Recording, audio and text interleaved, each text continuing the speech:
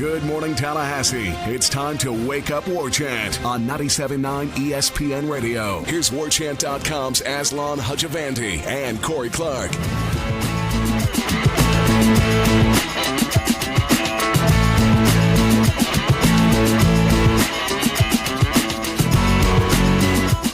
What's going on, everybody? Welcome into the program. It is Wake Up War Chant on this Wednesday. I'm Aslan Hajavandi, Director of Digital Media for WarChant.com, alongside Corey Clark. You already know that. You heard all of our names.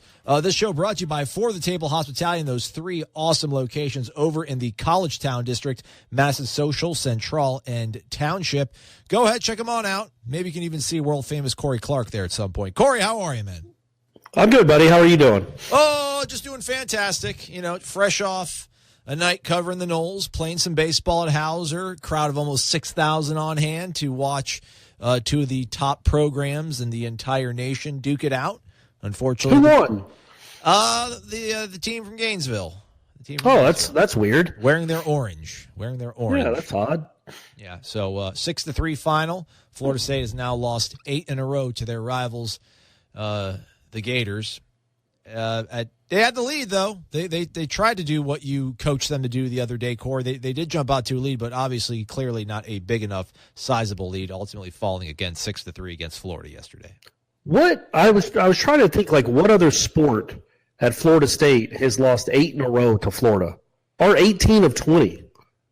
I mean, that's nuts. And Florida State baseball is good, like really good.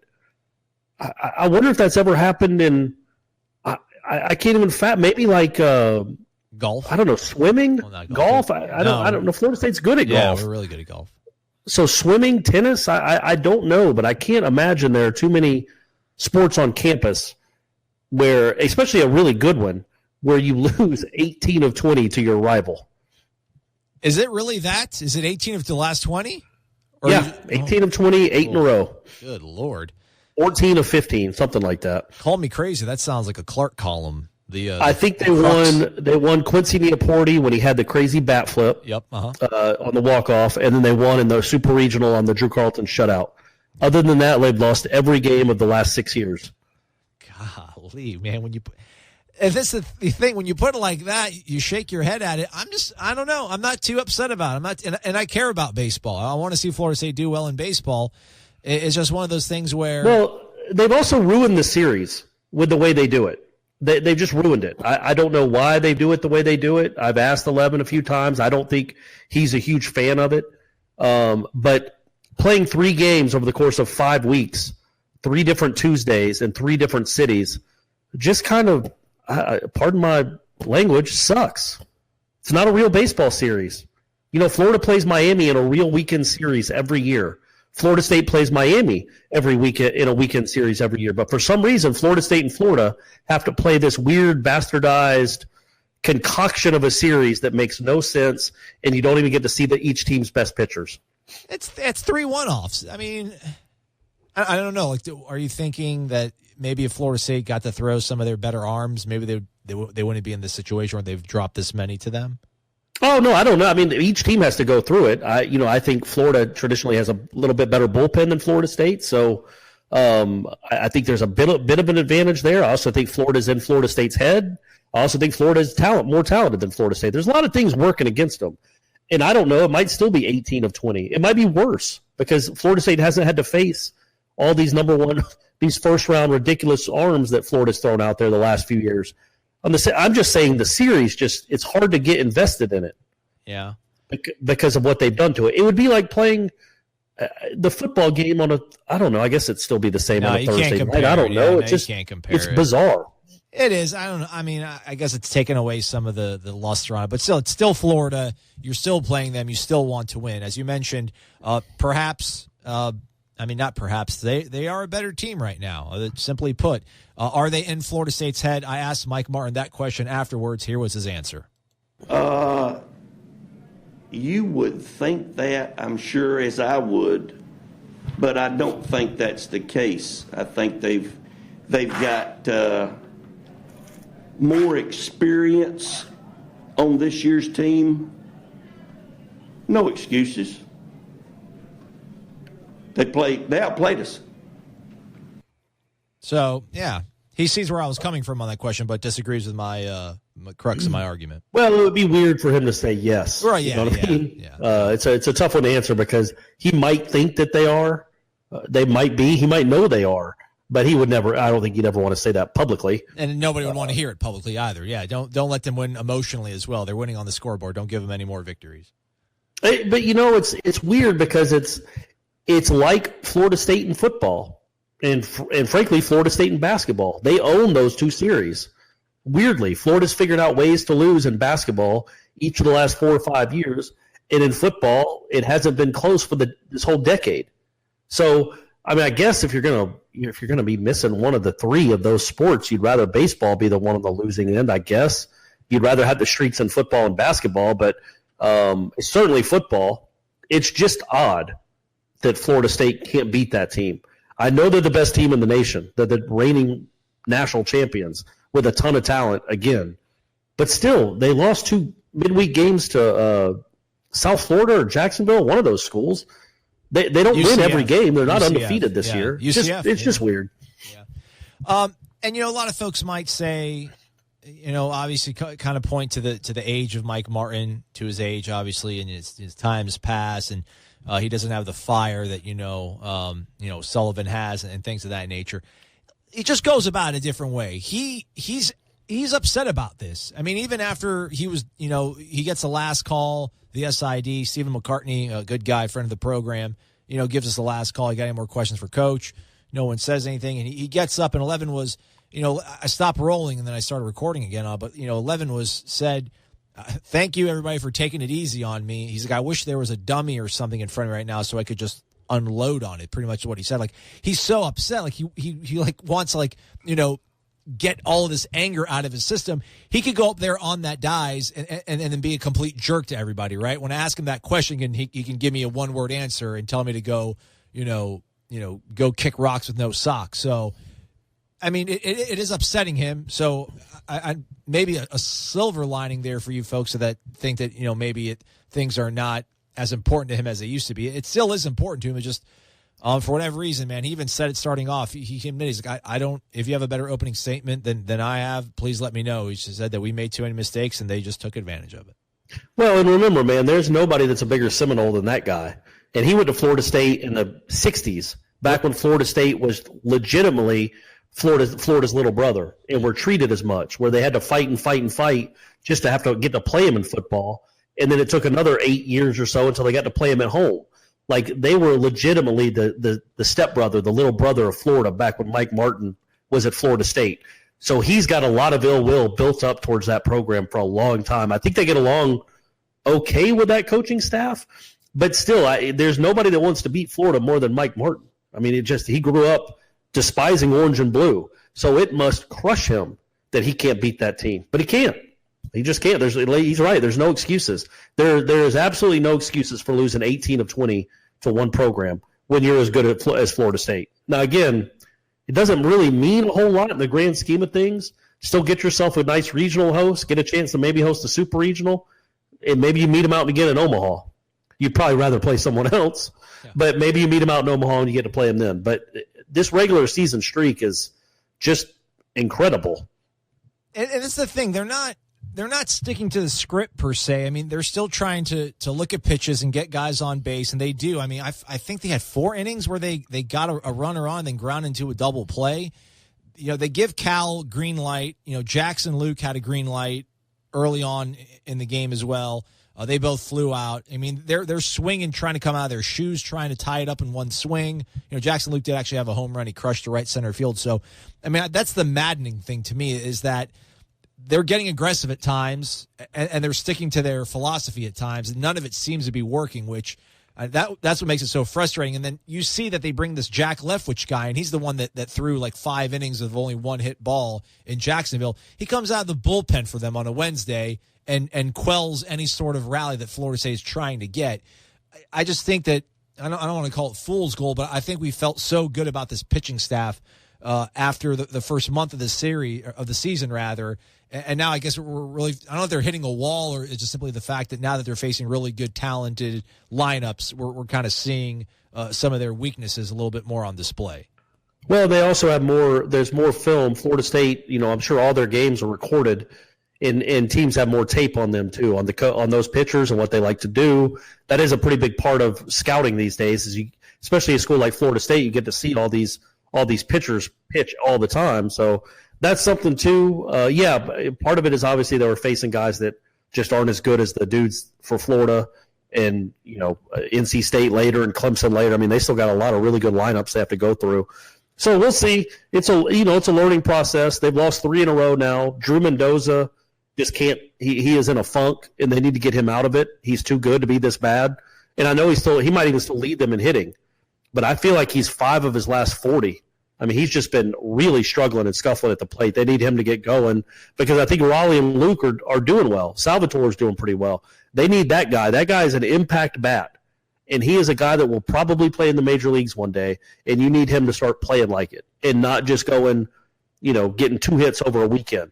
That he needs to be a guy. He needs to turn into the guy that he can be. So, yeah, Florida State loses 6-3 against Florida, their 8th straight loss in the series. Final thoughts on the game from last night coming up right after this here on Wake Up War Chant on ESPN 97.9 Tallahassee. You're locked in to Wake Up War Chant on 97.9 ESPN Radio. And we are recording. Music will start playing in 3, 2.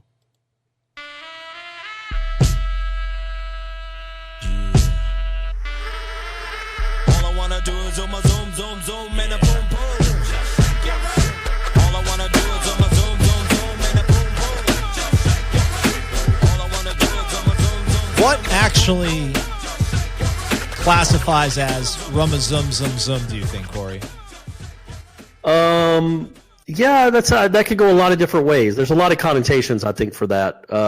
Connotations. Probably maybe like a handshake or some sort of physical touching, I think. Side hug or full frontal hug? Probably a side hug, or more like a bro hug. Okay. Like a shake your hand, pull it in kind of hug. All right. Fair enough. Let's Wake Up War Chant, everybody. That's Corey Clark. I'm Aslan Hudjavandi. Thanks for being here. The show brought to you by For the Table Hospitality, and there are 3 locations over in the College Town District, Madison Social, Township, and Central. We're going 90s music all week long because the Garnet and Gold game on Saturday is a throwback game. Throwback end zone, throwback post-game sort of entertainment, so it's going to be a good one. But before we get throwback to Saturday, Spirit Spear, yeah, kind of. Yeah, going to put up there on the board.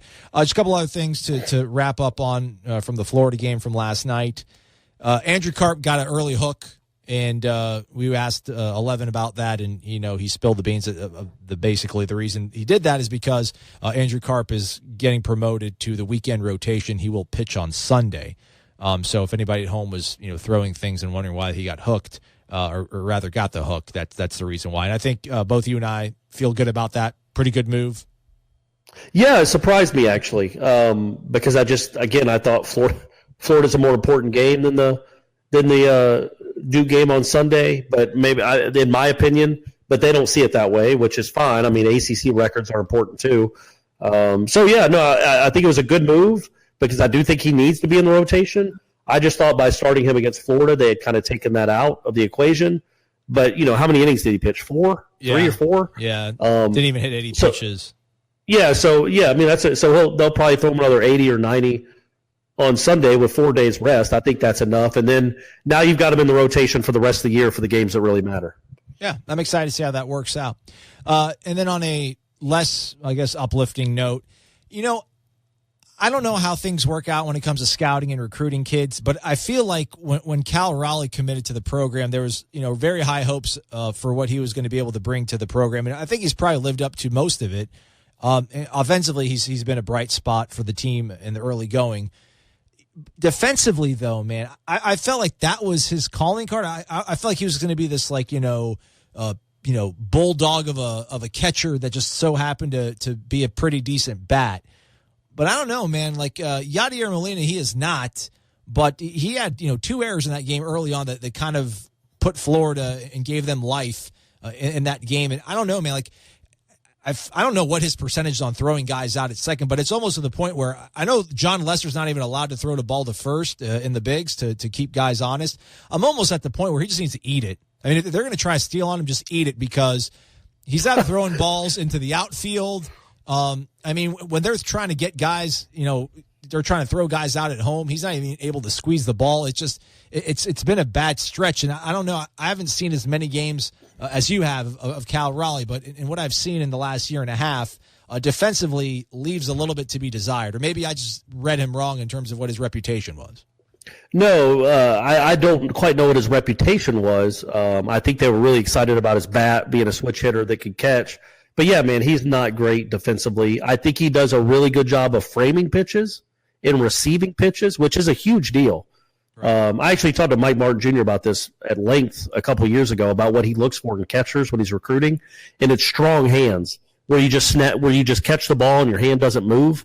That's what it actually can move forward a little bit because that can cheat the ump a little bit.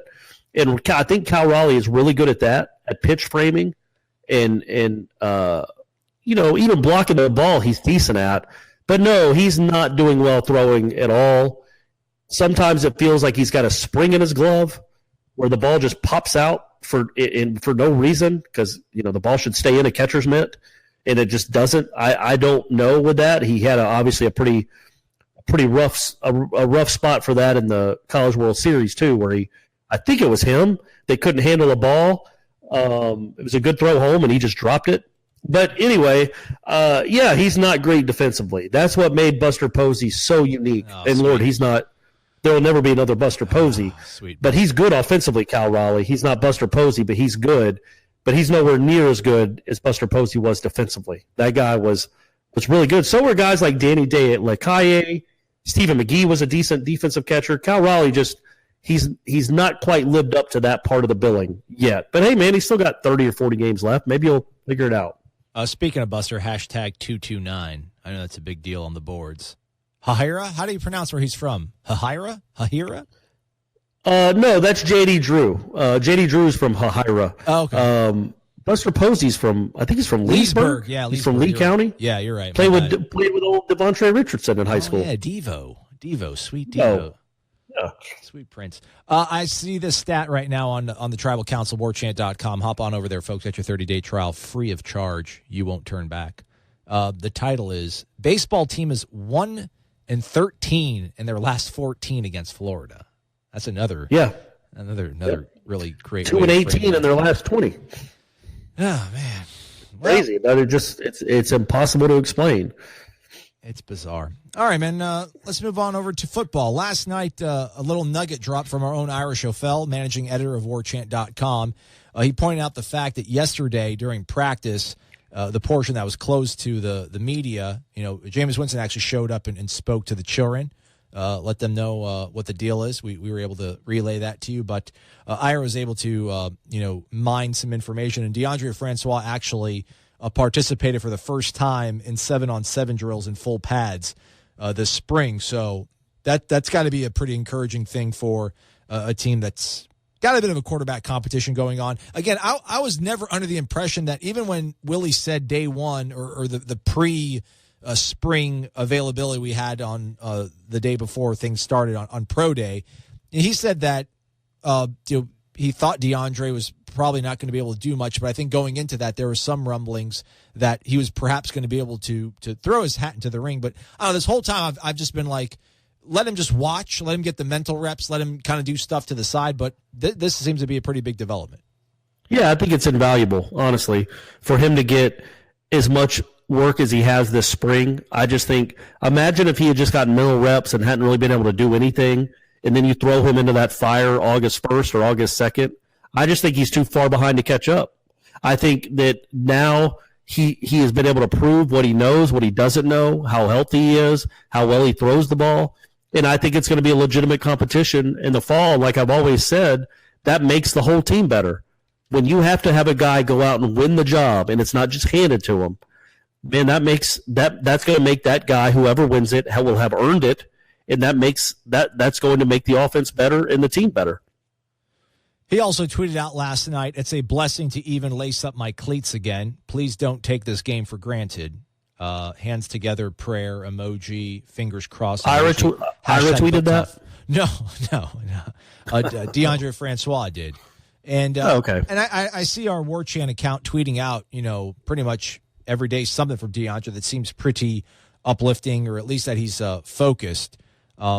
and taking the notes that Willie Taggart not so diplomatically kind of laid out there going into the spring season about being a leader and things of that nature. But that's another good thing too. So I mean, it's all kind of coming across. I mean, he's dancing in videos that we're seeing posted. I'm looking at right now. He's got a pretty good dance moves for a guy with a bad knee. I don't know, man. I kind of wrote him off, and this is probably how does the famous line sort of go? His demise was perhaps greatly exaggerated by the guy that does the podcast with Corey. Yeah. I mean, I agree with you. I think that was might have been Mark Twain. Was it? My death was the rumors of my death were greatly exaggerated, something like that. Yeah, it might not have been Mark Twain. It could have been Karl Marx. For all I know, I think it was Mark Twain, but who knows? I'm not great with quotes or history or people or trivia. It was actually Samuel Clemens. Oh yeah, that guy. He was related to Mark Twain, right? Actually, that was his pen name. Mark Twain was his pen name. His actual given name, I think, was Samuel Clemens. I know. I was joking, man. See, man. I was being sarcastic. This is what Come happens on. when you're in Atlanta and you're not in the glass booth across from me. Like I can't read the brilliance that's spewing from your aura and all that good stuff. So that's a big development because Corey said so, and Corey knows best. Francois again able to throw in full pads, 7-on-7s. Yesterday at practice. We'll see if perhaps we can get another glimpse of him later today when the Noles get their 13th practice of the spring. They've only got 2 more to get it all right. Will they? We'll talk about it next. It's Wake Up War Chant on ESPN 97.9 Tallahassee. You're locked in to Wake Up War Chant on 97.9 ESPN Radio. Recording is happening right now, and the music will start playing here in 3, 2. Hey, yeah, I wanna shoot, baby, shoot. Ooh, how you doing, baby? No, Chill out, I'm at work. not you. Oh. The bow-legged one. See, that's kind of what happens, Corey, when we ever go out on the town, you know? I always think they're talking to me, and they're like, no, not you, the other one. The ball got next to you. Yeah. He's Corey. I'm Aslan's Wake Up War Chant. This show brought to you by For the Table Hospitality and their 3 awesome locations over in the College Town District, Madison Social, Central, and Township. Go ahead, check them on out. What do you think shoop means? Is it kind of like Roma Zum Zum Zum? I think so. I think it's, again, it's got to be something physical. Yeah. Like, yes. What happens when you, I don't know. I mean, this song actually, I think, was a pretty good hit for Salt and Peppa. They'll be performing at Doak Campbell Stadium Saturday after the Garnet and Gold game. But, like, do you think they were thinking, hey, we got this song, we're going to call it Shoop, and it's about, pie for the Seminole Headline listeners that are part of here? Seminole Headlines will make its triumphant return to the airwaves on Friday, correct, Corey? Correct. So, Finally. Do you think they're like, man, everyone is going to start using the word shoop now in conversation rather than whoopee or any other sort of word that involves, relations? And it's like, no, not so much. The song did well, but no one ever, made this word part of their vocabulary. Yeah, it did enter the lexicon. It was just a song from 1994, and then that was all we ever remember about it. It never, but yeah, maybe they did. Maybe they thought it was going to become a verb. Yeah. Like a verb that we all say 20 years later, and no, it did not. Baseball fans might have had that as a verb when Jamie Shoup was around here, but that's water under the bridge. Let's look forward. Right, of course. Oh, speaking of the baseball game, one more time. I saw. I should have done this. I didn't do it, but I should have done it. I saw Josh Kando actually walking out of the gate as I was walking in, and I just wanted to be like, Josh, what's up? And they were like, how you doing, man? I'm doing well. I'm like, no. Like, what's up? Like, why are you not practicing? Like, can I do that, Corey? Like, if I see these guys out in out in civilian life, can I ask them about business? I mean, I would think so. You're a human being, as long as you're not like stalking them. If you see, like if you're in the grocery store and you saw Cam Akers on crutches, crutching up to the checkout register, yeah, you'd be like, hey, man, you okay? And then whatever he says, he says. I mean, you don't have to get your tape recorder out. But you can ask them. I mean, you're a normal. The thing is like there might be somebody. I'm sure if that did happen, somebody would see that. They'd have the conversation. They'd put it on our boards anyway. So I wouldn't see that's. We can't tell people not to do that. So I don't know that people can tell you, hey, if you see somebody out in public, you're not allowed to talk to them. Come on, man. I just feel like, hey, last time I checked, it's America. I know. I still think it is land of the free. I just don't know if the if there'd be like collateral damage after that, they would see like us post that and like, listen, you shouldn't talk to the players off. You're not allowed to talk to the players if they're not at practice, kind of a thing. But so saw Kane Doe. He was solo, but maybe he was just leading the pack because probably about 20 clicks behind him was the entire defensive line. The entire probably like if Florida State was walking over to Doak Campbell to play Virginia Tech last night, the starting front four was all there together. Burns was there. Janaris Robinson, what was it, DeMarcus Christmas, Aslan? I think it was DeMarcus Christmas, and I know for sure it was Wally May because Wally. They were all May, at the baseball game. Yeah, they were leaving though. I got there kind of late. Ira held it on first. I'm moving today. So everybody, it's our long national nightmare's over. The dog urine apartment is being vacated later today. I'm leaving. So I had to go yesterday and like fill out some final paperwork, pay some money, get some keys, things like that. So I was late arriving to Hauser, but Kane Doe was leaving. It was probably about the third inning or whatever. But that's how the whole defensive line. And I got all my gear, so you know how stupid I look when I'm carrying my 9,000-pound backpack and my tripod. And I'm walking up, and Burns is like leading the pack, and Burns is total alpha. He's not going to get out of my way. But Wally May is like, hey, look at this little dude with this big backpack and this tripod in his hand. I'm going to get out of his way. I'm going to peel off. I'll catch up with you guys in a minute. Let this guy get by. So Wally May is he's a part of Team Slan. Him and Landon Dickerson and Nasir Upshur, they're part of Team Slan. I appreciate little things like that. See, when they do little things like that, Corey, I'll be easy on them. I think Wally May misses an assignment Monday, Labor Day against Virginia Tech. I'll look past his transgressions because I'll remember that moment right there. I'm easy. Are you saying Team Slan? Yeah, man. There's some guys out there that aren't Team Slan. I think that don't get the mojo. They don't get where I'm coming from. They don't. So you just take the A off. Yeah. And it's Slan. Yeah. Okay. I like Team Asla better. If you're going to take a letter off, take the last letter off.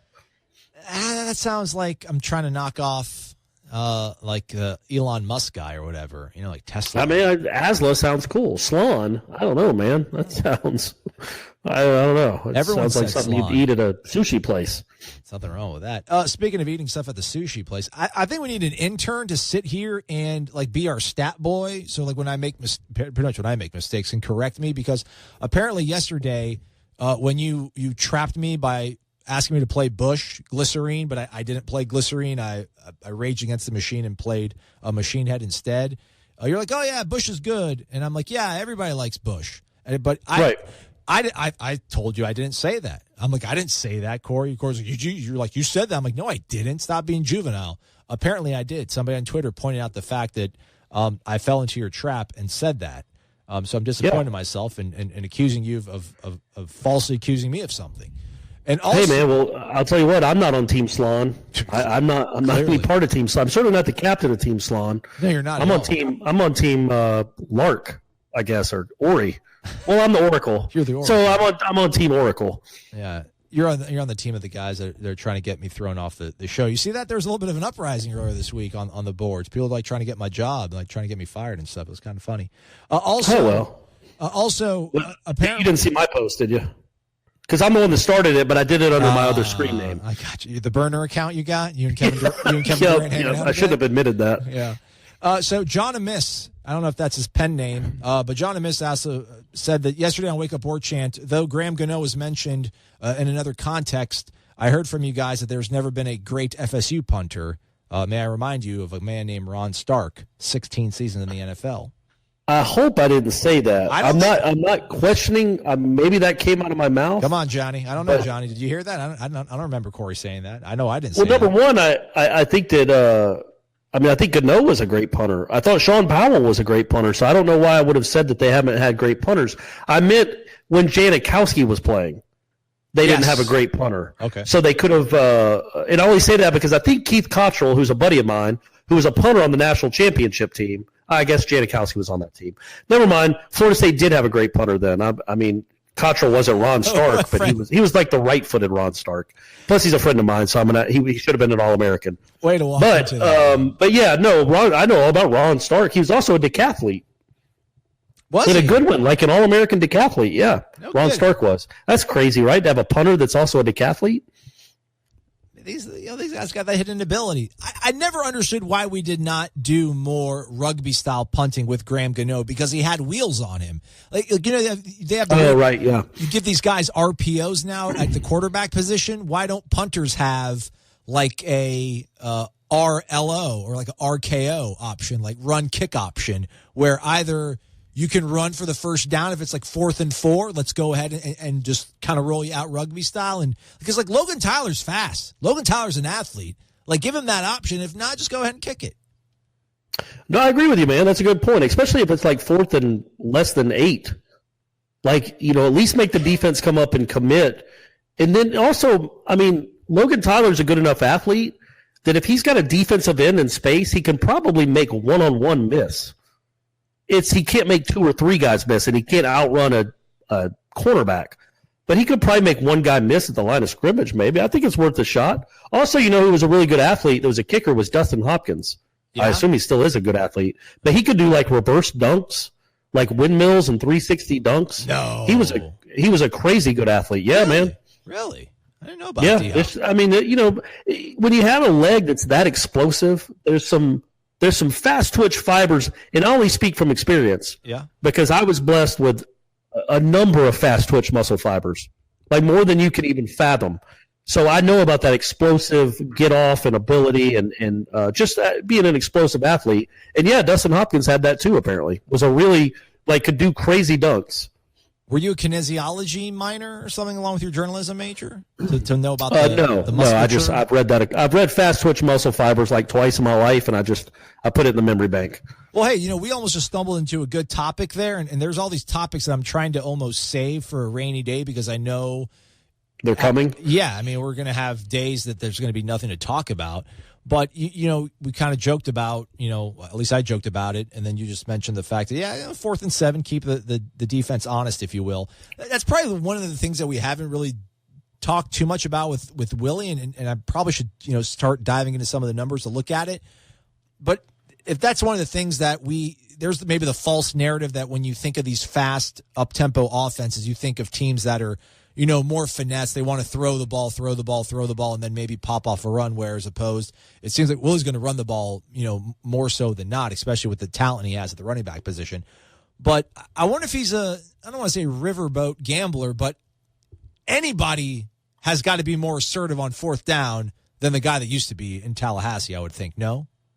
Oh, yes, of course. I mean, literally nobody could be less could be more cautious than Jimbo was on 4th down, more conservative. Jimbo, I mean, it was just remarkable how bad he was at 4th down math, and when it was right to go for it, when it wasn't. Why kick a field goal on 4th and 1.5 when all you need is a 1.5 yards? I thought you were going to go down a different road, though, saying when you talked about finesse, how good are Willie Taggart's offenses at picking up 3rd and 1s and 4th and 1s? Oh, yeah. Are they better than Florida State has been traditionally? And I'm going to go out on a limb and guarantee that his last year at South Florida and his first year at Oregon, those offenses were better in short yardage than Florida State was. Just going to guarantee it. Whether it's finesse or not, I just think 3rd and 2, that it's 3rd and 2. You rush up to the line before the defense can get set, before they can substitute their big fat lineman, and you snap the ball. And I think more often than not, you're going to pick up the yards you need to pick up, as opposed to waiting 32 seconds to snap the ball and letting the defense get set. But what I don't like is that you need only 1 yard and you're 5 yards. Now you're making it 4th and 6. I got that. Yeah, that's the bad part of this offense. I think they're mostly pros, but one of the cons is you're taking a shotgun snap. And, if you get a bad snap or if your guard just gets beat, then your running back is having to miss a dude without a fullback in front of him, is having to miss a dude 4 yards in the backfield just to try to get back to the line of scrimmage. That's the bad part of it. But I do think overall, I bet I'm going to go. You got my interest peaked, buddy. I'm going to go look at that tonight or tomorrow and see what his short yardage numbers looked like the last 2 years at Oregon and South Florida. That was all you, man. I was going a completely different route. Yeah, last year Florida State went forward on 4th down 10 times, Corey. Think about that, man. 10 times. And how many of them were because they were behind and had to? Yeah. You know what I mean? Half of them, I bet. maybe more. Like, to only go for it on fourth down 10 times when you lost 6 games is preposterous. I mean, that just makes no sense. Well, it doesn't. LSU went for it 10 times, Ole Miss 10 times, San Diego State, Kansas State 9 times. But they definitely are on the lower threshold of these things. I'm trying to find Oregon here. Oregon, look at this. Hey, there it goes right there. 17 times they went for it on fourth down. They converted 7 of them. So how many Florida State convert? 5 of the 10, so they were 50%. Oh, they're shooting at 50%, Jimbo. There you go. That should tell you what you need. Yeah, Oregon was 102nd in the nation last year on fourth downs. 102nd in the nation. 102nd in most attempts or 102nd in percentage? Percentage. They don't do it by attempts. I'm trying to sort it by attempts, but it won't. So by percentage, Oregon was 102nd in the nation in fourth down percentage. Florida State, meanwhile, at that 50% notch, that was tied for 69th. So they went for it one more. Yeah, but I'm more worried about the attempts. Like, they still picked up. Like, let me put it this way. So Florida State converted 5 fourth downs the whole season because all the other fourth downs they punted. So Oregon converted 2 more fourth downs. Yes. You know, I mean, that's the way I look at it. If you're punting, to me, if you're across midfield, that's where it would bother me with Jimbo, is where he's around midfield or around the 35 or 38 yard line.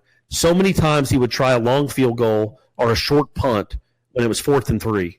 It's like, man, you got good players. You got one of the best running backs in the country. This was with Dalvin too. Just go for it. But yeah. So hopefully that will change.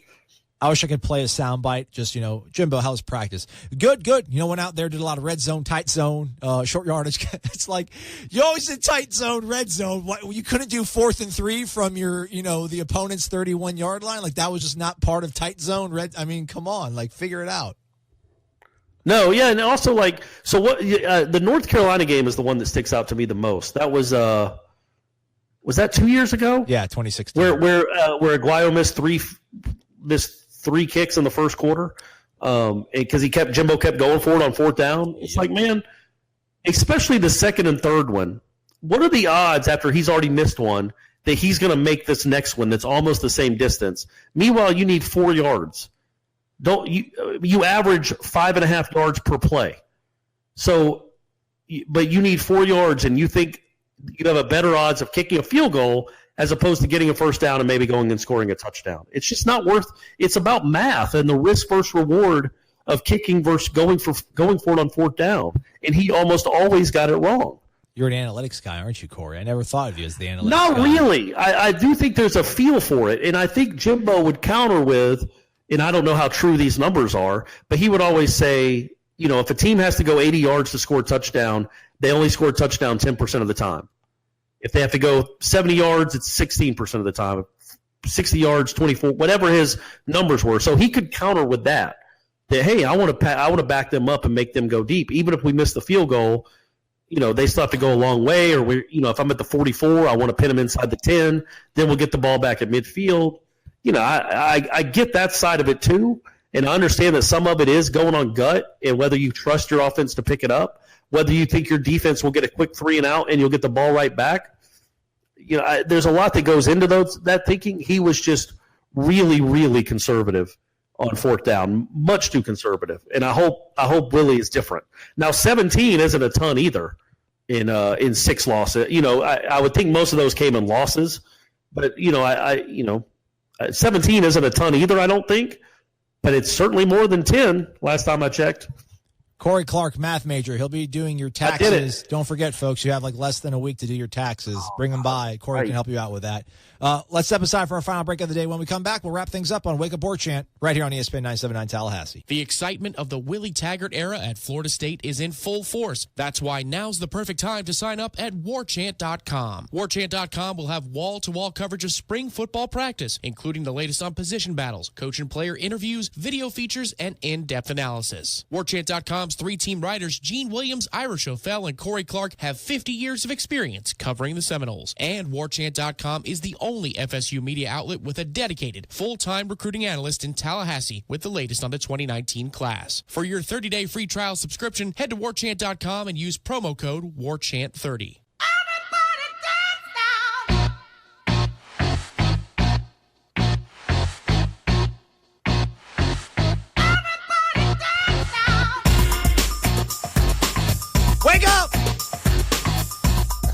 Wake up, everybody. It's Wake Up War Chant right here on ESPN 97.9 Tallahassee. I'm Aslan alongside Corey Clark. Thanks for being here. This show brought to you by For the Table Hospitality, and there are 3 awesome locations over in the College Town District, Massasocial, Township, and Central. We're keeping it 90s all week long, folks. Remember, it's throwback out there for the Garden and Gold game Saturday. Get your tickets. I think like over 29,000 have been sold, Corey. That's a pretty big number. That is a good number, and you got to figure there's going to be more. Maybe there are going to be thousands of walk-ups too. Oh, for sure. So that's a good number. Yeah, I got 3 buddies, I think, coming to stay with me. So we all crammed into my small, overpriced house in Midtown. Looking forward to it. Oh, you're already upset with your new house too? You don't. At least you don't have dog urine on it. You're right. No, it's nice. It's a nice little house. I like it. It's going to be nice and cozy. I'm stoked. You're going to miss that dog, I think. Oh gosh, I'm going to tell you about it. Yeah, like a hole to the head. Hey, I just looked it up, by the way, real quick. Go ahead. So Florida Atlantic and Northwestern both went for it 39 times on 4th down last year. Those are your guys. Lane Kiffin, baby. What? That's one of them. And Syracuse went for it 38. All right. Louisville 30. Obviously, Navy went for it 35 times because they're always going to go for it on 4th down. Army went for it 30. But, yeah, man, you got a good offense. And we don't know if Florida State will have a good offense this year. We think it will. But I sure hope 17 – because 17 is on the low side. That's not much better than what Jimbo was doing. So hopefully Willie can figure that out and has maybe Walt Bell, who's really creative and innovative, will have some sway here and tell Willie Taggart, hey, man, you need to go for it more than 17 times on 4th down. How about Alabama? 15 of 18, 83%. I mean, That's not even fair. Anything under 2 yards, 2 or 3 yards, no matter where they are on the field, they should go for it, even if they don't get it. What are the odds the other offense is going to go score? 8%? Look at Wisconsin. Wisconsin only went for it 6 times. They're 4 for 6. Miami, there you 6 go. Miami 6 of of 9. Miami 6 of 9. And then last number before I start just spewing out numbers left and right. Navy, 35 attempts, 23 conversions. That's good, man. 66%. That's good. Like, I'll take it. Yeah, we'll see how that goes with Willie doing it. But yeah, again, I still am leery about doing the whole shotgun thing, but I guess when it is 4th and 1 and you do go so fast and you have Cam Akers, he's going to fall forward. So, and then you got Landon Dickerson obviously helping the push things in the middle. I think Alec Eberle will be. Man, they need to put Landon Dickerson in the backfield. That's what you'd want to see. Yeah. They could give us. You might take off your pants if that happens. You would love to see Landon Dickerson get the ball. That's your dude. He is. He's part of Team Slan. Old Landon Dickerson. Probably thinks I'm really weird right now, but it's okay, Landon. I won't be too creepy, man. Corey, I want to ask you this. This is time winding down here on this edition of the program here. This is one of the things I was going to say for another day, but we can talk about it another point too. I just wonder how frustrating it is to get back to baseball. Like there's a couple, umps are not perfect, and I'm not going to blame anything on umps. But like when you're a competitor and you can't do anything, like you can't talk back to an ump in college because you'll get the gate in a heartbeat. Like how disappointed would you be in, I don't know, 8 years, 9 years? Is that when Brady will be in high school or less than that? No, 5 years. Oh, geez. Wow, 5 years? Yeah, he'll be a freshman, and he's in 4th grade now, so yeah, 5 years he'll be in high school. All right, sorry, I didn't mean to make you feel old. Golly, holy moly, that really hit me in the gut right there thinking about that. Like, what would you do senior year of high school if you're out there watching him play and he gets tossed out of a game for arguing a call at the play? Like, would you be embarrassed? Like, let's say it was a bad call too. Like, it was really bad. It was a very important game. And he, doesn't show up the ump, but he shows up the ump, but you don't know if he didn't curse or anything, but he shows up the ump. Like, how disappointed would you be as a father that your son talked back to an ump or showed him up? I like that you ask that question because people, especially people who listen to headlines, think that I'm a certain kind of little league dad. Like I'm the one that thinks my kid is the best, and I really don't. He just should have been on that all-star team. It was ridiculous, folks. It just boggles the mind. But anyway, but no, in fact, anytime he says anything at all, like he doesn't do a whole lot because he knows how mad we'll get. But if he complains about the coach hitting him in a certain spot, or if the coach, if he doesn't get to pitch that day when he thought he would, he has to pitch the next day, he might complain to me, but he does it softly. And that's what I've kind of taught him to do. Me and his mom have taught him we never show up coaches, and we certainly don't show up umpires. So if he did that, and the reason I bring that up is because you watch some of these little league games, And it's embarrassing what these parents let their kids get away with. Throwing their arms up in the air, throwing their bat down, telling the umpire that wasn't a strike, or yelling at the ref that was a foul. It's embarrassing. And I have told him before, he had one kid on one of his teams one year that just acted a fool all the time. And I said, Brady, if you ever talk to a coach like that or an umpire like that, this isn't a threat, it's a promise. I will make you come out of the game at that moment, and we will get in the car and go home. And you think it's embarrassing to strike out on a bad call? Wait till you get pulled off the field by your parent and have to go in the car and leave. And I assume that's what I'd do when he was in high school. I don't know if I'd do it in high school. That'd be a little over the top to pull him off the field. But I would not stand for it at all, because that's not – bad calls happen. I don't want my kid to be a brat, and I don't want him to be a jerk, because there's too many of those in sports. And I hope he doesn't become that. So that's what I'm trying to do my best with him. The Coracle's approval rating shooting through the roof. The reason I was saying that is because, like, how liberating must it be? Like, for a kid like Drew Mendoza. Drew Mendoza could be on a bus in Des Moines, Iowa right now playing, AA baseball maybe. At least when you're at that level, like, I don't know how liberating it is for these guys that play college. Like, when they finally get to be professionals, that, like, when they're having a bad day and an ump screws them on a bad call, they can tell the ump to go take a hike. Like, just how, like, right. It's got to be a really good feeling. Obviously, the money and the stardom is really good, but it's like, listen, man, like, you're really pissing me off today, ump. I'm going to give you the business as well, instead of having to just, look down and softly walk back to the dugout. So that was something. Yeah, it's weird, isn't it? Because they're a pro. I mean, he could be a 20-year-old pro right now, just like he's a 20-year-old college athlete. But for some reason, in the pros, it seems like that's more tolerable. That's more okay to do that, to not show up and up, but to tell him, man, that was a ball. Yeah. Get the crap out of your eyes. You're missing a good game. Whatever you want to tell them. It seems like you have more leeway to do that in pro ball, and it's not really frowned upon nearly as much as, like, in college. You get thrown out of the game when you're hurting your team. And I don't think anybody cares whether they're the Nashville Road Runners or whatever their name is wins a game in single A ball. Nobody really cares how their team does in minor league baseball. They're just trying to take that next step. So I don't think he'd care if he got ejected from a game. But in college ball, there really is a team element to it, and you'd be letting your teammates down. I think that's something about it too, about not wanting to get kicked out of a game. If anybody ever had any doubts, if you wanted me to coach your Little League team or Corey, I think everybody walked into this show knowing they wanted Corey, and now they for sure know. Coach Clark. Well, just understand that my kid's pitching and batting leadoff. He's the Coracle. He's Corey Clark. I'm Aslan. It's Wake Up War Chant. Thanks for listening, folks. We'll catch up on with you on Thursday. WarChant.com is the ultimate inside source for FSU football and recruiting. And now you can get in on the action for free for an entire month.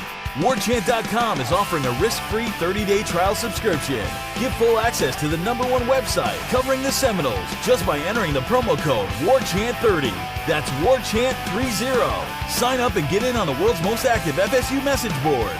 Receive breaking news, stories from our award-winning staff, plus get exclusive interviews and videos. Just enter the promo code WarChant30. WarChant.com, your ultimate Seminole sports source.